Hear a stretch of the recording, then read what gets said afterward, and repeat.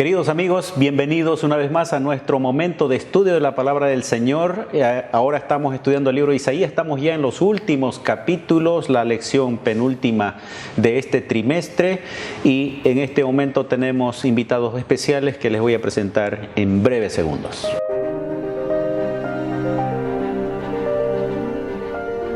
Axiomas, más allá de la evidencia.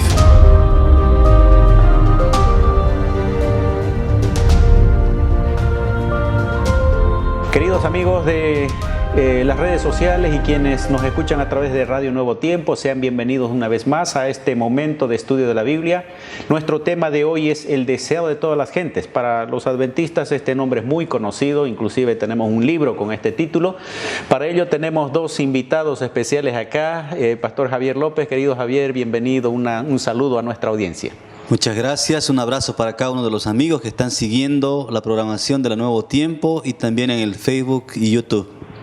También está con nosotros el pastor Eber Piñeiro. Eber, bienvenido, un saludo a nuestra audiencia y luego por favor nos guías en oración.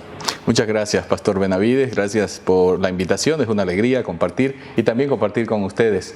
Vamos a pedir la bendición del Señor para que este programa pueda contar con su presencia. Vamos a orar. Amado Padre, una vez más queremos darte gracias por la oportunidad de estudiar tu palabra. Gracias, Señor, por la audiencia a través de las redes, a través del sistema de comunicación de Nuevo Tiempo. Gracias, buen Dios, porque tenemos personas, hijos tuyos, que desean conocer más tu palabra. Pedimos tu bendición para este momento y confiamos en tu dirección, la dirección de tu Espíritu Santo. En el nombre de Jesús. Amén. Amén. En este primer bloque vamos a hablar un poquito acerca del efecto del pecado, los efectos del pecado y también cómo funciona el tema de la redención. Pero antes de ello quiero leer Isaías 59:1. He aquí que no se ha acortado la mano de Jehová para salvar, ni se ha agravado su oído para oír. Isaías presenta que la limitante no está en Dios, sino en el ser humano. ¿Cuáles son los efectos que el pecado produjo en esa relación entre Dios y el ser humano, Eber? Bueno, nosotros recordamos un texto de las Sagradas Escrituras que se encuentra en Génesis capítulo 3, el versículo 8, y si me acompañan también nuestros amigos, este es un texto realmente emblemático porque aquí hay como una especie de quiebre. Y Génesis 3, 8 dice así: y oyeron, está hablando de Adán y Eva, la voz de Jehová, Dios, que se paseaba en el huerto al aire del día, y el hombre y su mujer se escondieron de la presencia de Jehová Dios entre los árboles del huerto. La primera consecuencia del pecado es la separación de Dios. Pero no fue Dios el que tomó la iniciativa de separarse, fueron ellos que se escondieron. Y ahí está el detalle. El pecado nos separa de Dios, pero es porque produce resultados en nuestra vida. ¿Qué más podemos decir? El efecto, el ser humano ahí en el ejemplo se esconde, se aparta, huye, y aun cuando Dios lo esté buscando no se deja encontrar. Isaías habla también de esa brecha que produce el pecado. Y como consecuencia de esta separación del pecado, nosotros vemos ahora los resultados, ¿no? Y vienen en consecuencia de la muerte, las enfermedades, todo el dolor y el sufrimiento que hoy nosotros vemos y experimentamos en el mundo es consecuencia de haber abierto esa puerta que Dios quería que permanezca para siempre cerrada, porque fuimos creados para vivir para siempre y el hombre hubiera mantenido esa comunión de haberse mantenido fiel con Dios. Consecuencia también es el sufrimiento, el dolor, la muerte y todo lo demás que vemos cada día en la realidad del mundo. ¿Cómo lo definirían, Pastor Eber y Pastor Javier, ustedes en sus palabras, el pecado? Digamos, ¿cuál sería la definición de pecado en este contexto? El pecado es la separación infinita entre un ser creado a imagen de Dios y su creador. Y esa separación realmente puede llegar a ser infinita y eterna, si no fuera que media entre nosotros un Salvador. Y seguramente de eso vamos a hablar. Correcto. Pecado es separación. Separación. Por eso dice, ¿no? Vuestras iniquidades han hecho división entre vosotros y vuestro Dios. Vuestros pecados han hecho ocultar su rostro para no oír. Separación. Javier. Separación, una separación eterna, ¿no? Una separación de la bendición, una separación de la vida, una separación de todo aquello que Dios concedió a sus hijos en el huerto del Edén y que quería que siempre gocemos de la vida eterna, de la felicidad, de la dicha, ¿no? Todo lo bueno llega a ser en cierto sentido, ¿no? Ofuscado, oscurecido con el pecado, que final viene en la condenación de la muerte eterna. Lo que decía Eber me recordó Primera de Juan 3:4. Dice, todo aquel que comete pecado infringe también la ley de Dios. A veces nosotros nos quedamos con la segunda parte. Pecado es infracción de la ley. Pero antes de infringir me separé de él. El pecado me separó y luego viene la consecuencia, ¿no?, de tener que desobedecer la palabra de Dios. Y justamente en ese sentido, lo que dice Tito es fundamental, porque antes de la infracción viene la separación. Y justamente la guía de estudio dice claramente que el pecado es principalmente un rechazo de Dios. Viene la separación y de pronto nos sentimos tan lejos de Dios que lo terminamos rechazando y viene la infracción. Y empezamos a cometer cada vez más infracciones de la ley y finalmente nuestra sensibilidad se va perdiendo, ¿no? Nos volvemos insensibles ante el pecado. Y quien vive separado de Dios, como resultado, dice el pastor Eber, muy elocuente, ¿no? Vienen todas las infracciones, por eso hay homicidios, por eso hay mentiras, por eso hay engaños, por eso hay asesinatos. Todo esto es consecuencia de un mundo, de una sociedad moderna, desde los tiempos primitivos incluso, que se separó de Dios, que rechazó a Dios, que le dio la espalda a Dios. Bueno, ahora vamos a la solución. ¿Cuál es la solución para este problema, el pecado? De acuerdo a lo que Isaías mismo presenta ahí en el capítulo 59. Bueno, realmente acá, me alegra que directamente lo haya presentado Tito. ¿Por qué? Porque Dios nunca se enfoca solamente en el problema, siempre se enfoca en la solución. Y en el mismo capítulo, a partir del versículo 14, 15, está hablando justamente de esa solución y está presentándonos a quien es la solución, al que trae la justicia perdurable. Porque el pecado nos vuelve injustos y nos hace injustos delante de Dios. Pero el que trae la justicia de verdad, el que es justo, el ungido, el único, el que da la solución es Cristo Jesús. Bien, ¿cómo se produce este proceso de perdón, diríamos inclusive de redención que Dios hace al ser humano, Javier? En la palabra de Dios nosotros vemos tantas evidencias de esto, ¿no? Y me viene a la mente una parábola en Lucas 15, la parábola del hijo perdido, del hijo pródigo. Tiene que haber un reconocimiento en primer lugar. Yo tengo que ser consciente de mi condición. Tiene que haber un reconocimiento de que necesito ayuda, de que no puedo con esto que me lleva a hacer cosas malas. Y no me puedo quedar en el reconocimiento, porque luego tiene que haber una confesión, un arrepentimiento genuino en nuestro corazón y un deseo de apartarnos de aquel camino que nos trae dolor y sufrimiento. Son pasos bien sencillos pero necesarios para una restauración que Dios quiere obrar en el corazón de cada uno de los seres humanos. ¿Qué hace el hombre y qué hace Dios en este proceso del perdón, de la redención, Eber? Isaías 59, 17 dice, pues Él, hablando de Dios, en realidad en la persona de Jesús, dice, se vistió de justicia, como de una coraza, con yelmo de salvación en su cabeza. Él es el único primero es el autor y consumador de la fe. Él es el único que trae la verdadera justicia. Él es el dueño de la salvación. ¿Cuál es la parte de Dios y cuál es la parte del ser humano? Dios lo hace todo. El ser humano responde, si quiere. ¿Y cómo responde? O sea, ¿cuál es la forma de responder positiva a este don gratuito, maravilloso, misericordioso de Dios? Excelente. La verdad es que podríamos hablar mucho de esto, ¿no? Como dijo Juan, podríamos escribir muchos tomos. Primero, la respuesta es una respuesta de fe. El ser humano acepta el sacrificio de Jesús, la justicia de Cristo por la fe. Y segundo, va a Dios, va al Señor. Y como resultado, su vida cambia. Y esas son las obras. Pero como dice Gálatas 5:6, dice la fe que obra por amor. No son unas obras legalistas, son obras como respuesta a ese amor y ese ser humano va hacia Jesús, es transformado su carácter y su naturaleza cambia y por supuesto sus acciones también. Javier, cuando la persona recibe esto rechazo de parte de Dios, reacciona de manera positiva, porque también va a haber el otro que se va a apartar de Dios y no va, a rechazar, lo va a rechazar, pero aquel que reacciona positivamente, ¿cuál es ahora el papel de él? ¿Qué tiene que hacer luego de aceptar a Dios?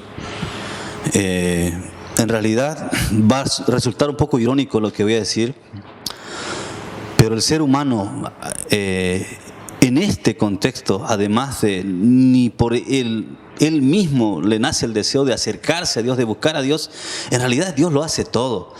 Solo que en mi humanidad, en nuestra humanidad, tiene que haber una intención, un querer despertar, un creer en que Dios lo puede, un agarrarnos de la mano de Cristo, un caminar con Él, un compungirnos de corazón y querer vivir algo mejor. Por la fe nosotros en Cristo Jesús, siendo pecadores, por la fe nosotros andando en malos caminos, llegamos a convertirnos en verdaderos hijos de Dios. Y este es un proceso que dura toda la vida, un caminar diario con el Señor, pero donde yo voy dando también en mis decisiones, en la decisión de comenzar el día con Él, apartar un tiempo para orar, para estudiar su palabra, procurando caminar con Él cada día. Y eso nos va a llevar también a buscar a otros, a hacer discípulos, lo que Jesús dice, ¿no? Ahora ustedes vayan y hagan discípulos a todas las naciones.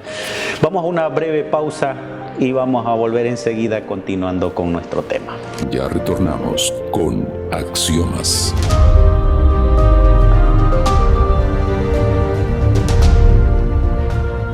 Estamos en nuestra penúltima lección de este trimestre. Nuestro tema es el deseo de todas las gentes. Hemos hablado sobre el efecto del pecado en el ser humano, hemos hablado también la solución que Dios pone y estábamos hablando sobre la actitud de la persona que ha sido perdonada, qué es lo que hace, inclusive el alcance, diríamos, del perdón de Dios. ¿Cuán amplio es, Pastor Eber? Es tan amplio que le da la oportunidad de ser un anunciador de su perdón, un anunciador de esa nueva oportunidad. Y es por eso que allí nada es casualidad en las Sagradas Escrituras. Isaías 60 es una continuación de eso que está diciendo en Isaías 59.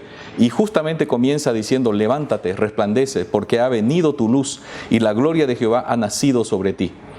¿No? Y aquí dice: cubrirán la tierra tinieblas, pero dice: sobre ti amanecerá y Jehová sobre ti será, dice, ¿no?, vista su gloria. Nosotros somos los anunciadores de la luz de Dios. Y este es el momento en que corporativamente, es decir, como iglesia, pero individualmente como seres humanos, tenemos la responsabilidad de ser los portavoces del mensaje de salvación. Esa oportunidad el Señor nos da. ¿Cuán importante responsabilidad, ¿no? No es que, bueno, Dios me perdonó y ahora yo me quedo feliz, pero ¿y los otros? Terminamos nosotros siendo, aquí dice, inclusive portadores de esta luz. Levántate, resplandece. Pastor Javier inclusive es el responsable, líder de la misión del Oriente Boliviano en el área de la movilización de esta parte misionera. ¿Qué le puede decir Javier a la iglesia? ¿Cómo puede transformarse en esta portadora de luz para el mundo, la iglesia? Queridos amigos, a veces nosotros nos quedamos en las primeras dos partes de la doctrina del cristianismo, nos quedamos con la oración y con el estudio de la palabra, pero el ser discípulo de Cristo va más allá que solamente estudiar y orar, ¿no? Tenemos que estar involucrados, así como nosotros fuimos rescatados, en la salvación de otras personas más. Y no podemos separar la vida de comunión del cristiano con la acción misionera de cada uno de nosotros, porque al final nosotros nacemos en el reino de Dios como misioneros. A partir de que fuimos rescatados, tenemos esa responsabilidad individual, no corporativamente, ¿no?, individual, de poder hacer algo por alguien que también necesita buscar a Dios. Perfecto, vamos al capítulo 61, hay dos versículos, el 1 quiero leerlo: el Espíritu de Jehová, el Señor está sobre mí, porque me ungió Jehová, me ha enviado a predicar buenas nuevas a los abatidos, a vendar a los quebrantados de corazón, a publicar libertad a los cautivos, a los presos, apertura de la cárcel y proclamar el año de la buena voluntad de Jehová. Esto es lo que Jesús leyó e interrumpió su lectura del texto de Isaías ahí, y él dijo: hoy se cumplió esto. ¿Qué representa eso, Eber, en el sentido de que él lo haya presentado como un cumplimiento y también como un pequeño corte allí en el texto? Pues el Señor Jesús estaba en primer lugar consciente de lo que estaba sucediendo. Él era el cumplimiento de las profecías, incluyendo las profecías mesiánicas de Isaías, el libro que estamos estudiando. Y al estar consciente, Él tomó el texto justamente de aquí, del capítulo 61, versículos 1 en adelante, y dijo, hoy se ha cumplido esta profecía. Hoy se ha cumplido delante de ustedes. Él era el deseado de toda la gente. Por eso la lección tiene ese título. Él era quien estaban esperando todos y no se daban cuenta. Y entonces era como una explosión en su mente, en la mente de sus oyentes. Aquí estoy y no se dan cuenta. Por favor, dense cuenta del momento que están viviendo. Y hoy nosotros también, ¿no? Estamos viviendo en un momento crucial.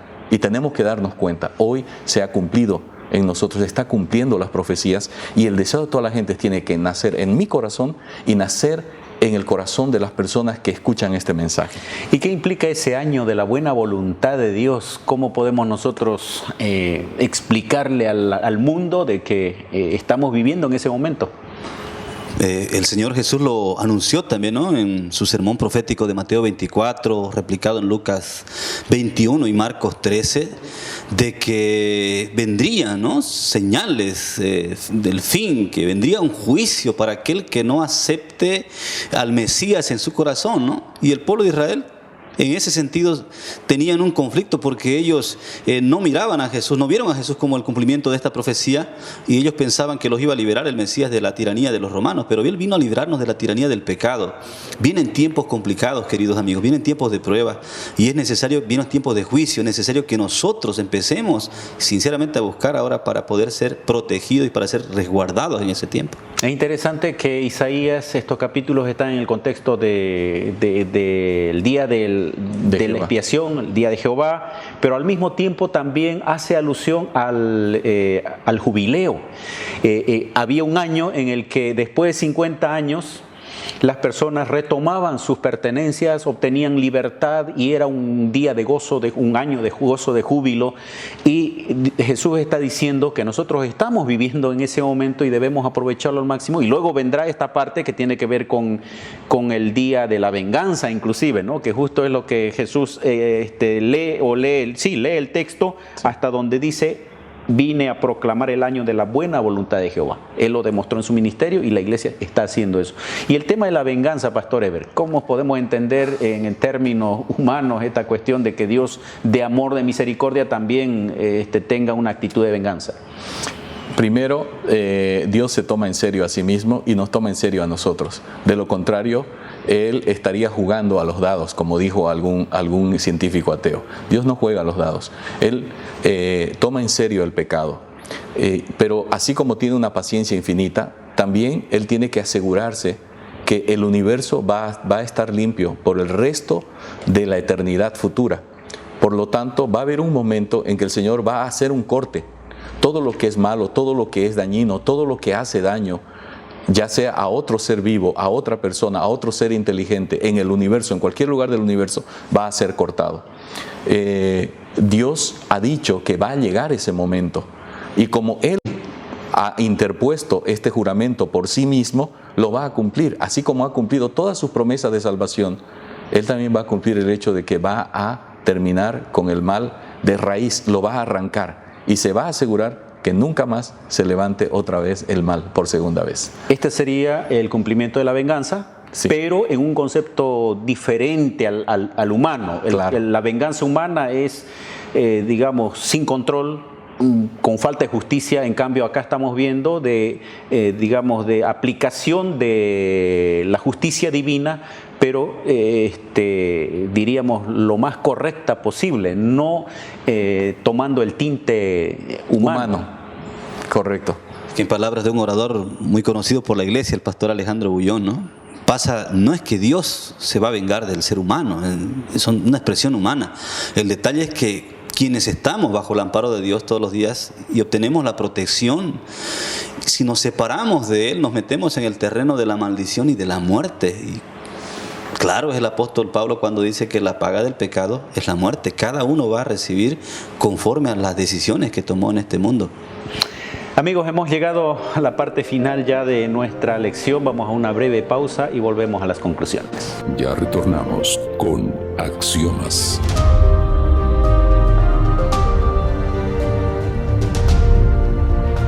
Gracias, queridos amigos, gracias Ever por estar con nosotros. Tenemos unos segunditos para dar unas palabras y conclusión aquí en este momento a nuestra audiencia. Queridos amigos, se me ocurre una palabra para poder dejar en la mente de ustedes: atracción. El mundo necesita ser atraído, necesita conocer el deseo de todas las gentes, y el Señor nos ha puesto para hacer luces, ya sea como iglesia, como parte de un grupo humano que puedes llamar grupo pequeño o tu iglesia. Tú tienes una responsabilidad: brillar para Jesús. Que cada día puedas hacerlo, que todos podamos atraer a las personas hacia el deseo de todas las gentes. Amén. Javier. Vienen tiempos mejores, vienen tiempos en los cuales nunca más andaremos por mares tormentosos, por enfermedades, muerte y peste. Vienen tiempos mejores para nosotros y es un tiempo de poder acercarnos, de recibir a Jesús en nuestro corazón como nuestro Salvador. No importa la condición en la que nos encontremos en este momento, no importa cuánto tiempo estamos alejados, es tiempo de volver, de que Cristo brille en nuestro corazón y que seamos preparados, apuntalados, afianzados en este tiempo para las tormentas mayores que nos aguardan en el futuro. Amén. Termino leyendo Isaías capítulo 60, versículo 1. Levántate, resplandece, porque ha venido tu luz y la gloria de Jehová ha nacido sobre ti. Que Dios pueda darte la sabiduría para que en el lugar donde estás puedas brillar, puedas ser la luz en tus semejantes, en el lugar donde te encuentras, en tu iglesia, en tu barrio, en tu casa. Que el Señor te acompañe en esta jornada.